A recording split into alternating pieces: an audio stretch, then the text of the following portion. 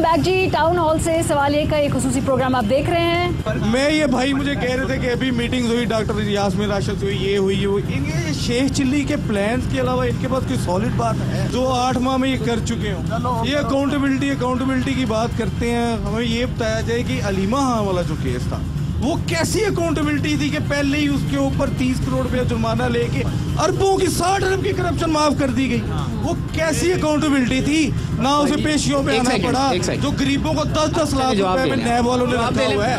वो कौन सी अकाउंटेबिलिटी है? जहांगीर तरीन का बता दें, जिनको ये पंजाब का सबसे बड़ा डाकू कहते थे, इनको इन्होंने असेंबली में बिठाया हुआ है। वो अकाउंटेबिलिटी क्या है? देखिए पहले तो एक बंदा जवाब देना, बाबा तय करके जवाब देना। जवाब दें। पीपल्स पार्टी बात करती है, उसको नून सप्लीमेंट करती है, हमारी बारी इस तरह जो इफेक्ट होती है। पहले जो इंक्रोचमेंट की बात का जवाब है, पहले देश को इलीगैलिटी जो इम्पोज हुई थी। अब भाई ये कहते हैं हलीमा खान की इन्होंने बात की, ना ही पाकिस्तान तहरीक इंसाफ की अहदेदार है हलीमा खान के नाम से, ना ही हुकूमत की कोई मिनिस्टर है हलीमा खान। मरियम भी नहीं थी। मरियम नवाज तो बाद में मरियम नवाज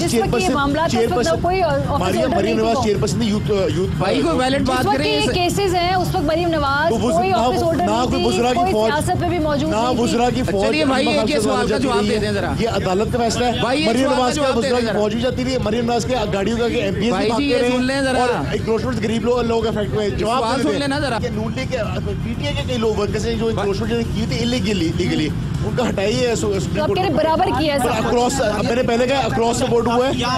अगर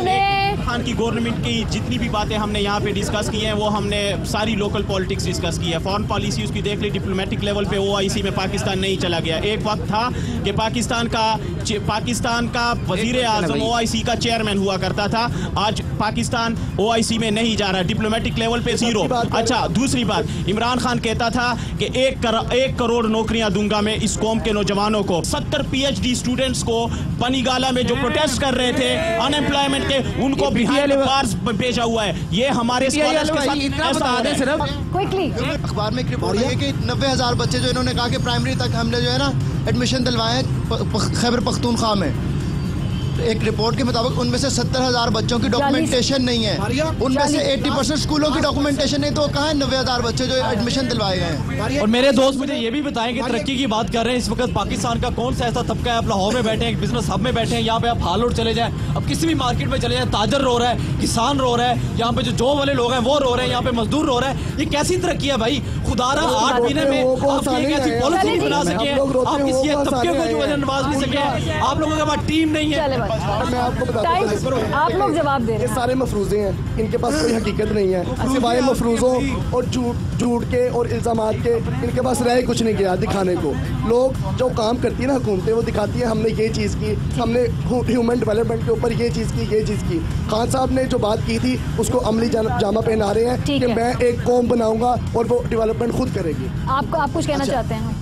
मैं ये कहना चाह रहा हूँ कि अगर किसी को चोट लगती है ना तो जख्म बनने में थोड़ा सा वक्त लगता है, मलहम पट्टी होती है, पैसे खर्च होते हैं। अभी पाकिस्तान को बहुत गहरी चोट लगी हुई है, थोड़ा सा वक्त लगेगा। ठीक है। जख्म भरने के लिए ना यार डॉक्टर तो लाओ, मिस्त्रियों से तराना जख्म भरवाओ, बस ये बात। मुझे कल जवाब इनकी साइड से नहीं आया। मैं अपने भाई से आखिरी एक सवाल करना चाहता हूँ कि बड़ी तकरीरें करते थे खान साहब कंटेनर पे चढ़ के, बहुत उन्होंने बातें की। एक तो उन्होंने कहा था असद उमर साहब ने, मैं जब आऊँगा तो 56 रुपीज़ लीटर पेट्रोल हो जाएगा। अब देख लेंगे पेट्रोल 100 के करीब हो चुका है। दूसरा मैं ये सवाल करूँगा कि ये कहते हैं एहतसाब, मुझे बताएं जहांगीर तरीन का एहतसाब क्यों नहीं हुआ? अलीमा खान का एहतसाब क्यों नहीं हुआ? परवेज खट्टर का क्यों नहीं हुआ? बाबर अवान का एहतसाब क्यों नहीं हुआ? नदीपुर प्रोजेक्ट के ऊपर बाबर अवान का एहतसाब क्यों नहीं हुआ? क्लोजिंग कमेंट्स आप लोगों से, इन सवालों के जवाब दें, फिर मैं क्लोज 2 मिनट के लिए हमें अब आप जवाब दें। जहांगीर तरीन साहब का जो केस था, जो मामला था, वो अदालत में था। हमने उनको कोई सपोर्ट नहीं दी, हमने उनको बैक नहीं की। हम गवर्नमेंट में थे, हमें ये भी पता है कि कैसे बैक की जाती है। पिछली गवर्नमेंट्स कैसे बैक करती रही हैं, ये भी हमें सारी चीज़ें पता है। लेकिन उसके बावजूद, हालांकि वो खान साहब के बहुत अच्छे दोस्त हैं, बहुत पुराने दोस्त हैं, उसके बावजूद हमने ये कहा कि ठीक है जो आपका फैसला था, बल्कि हमने क्या, उन्होंने खुद ये कहा कि जो अदालत ने मुझे जब नाअहल किया तो ठीक है, मेरा यहाँ पे बनता ही नहीं है जब तक मैं अदालत से क्लियर होकर नहीं आता। हमने ये नहीं कहा जी हमारे पीछे नैब पड़ गई और हमें अदालत भेज दिया, आपने हमें नाअहल करवा दिया, हमने ये नहीं कहा मुझे क्यों निकाला, हमने ये नहीं कहा। हमने उनको दिलों का सेक्रेटरी जनरल नहीं बनाया। अच्छा। हमने उनको ये नहीं कहा कि जी हम तरीन साहब जनरल सेक्रेटरी हो गए सारी उम्र, जिस तरह वज़ीर आज़म बनाते हैं। एक और जो एग्जांपल, सबसे बड़ी एग्जांपल मैं आपको बताऊं, देखिए सबसे बड़ी एग्जांपल मैं आपको बताता हूँ। देखिए जब इनके ऊपर हाथ डाला, इनके ओपोजिशन लीडर के ऊपर हाथ डाला, तो उन्होंने कहा कि हम बीमार हो गए, हमारे गुर्दे फेल हो गए, हम पर गए, हम रुड़ गए, ठीक है, इसलिए यहाँ पे रुड़ते थे, मरते थे, इस्लामाबाद जाके एसी इंजॉय करते थे, इस्लामाबाद जाके कंपनी इंजॉय करते थे। और जब हमारे एक सीनियर मिनिस्टर के ऊपर हाथ डाला गया, ठीक है, हमारे सीनियर मिनिस्टर के ऊपर हाथ डाला गया, उसी वक्त उसने इस्तीफा दिया और उसने अपने आप को हुकूमत से अलग किया। हमारे पास भी ऑप्शन थी, इमरान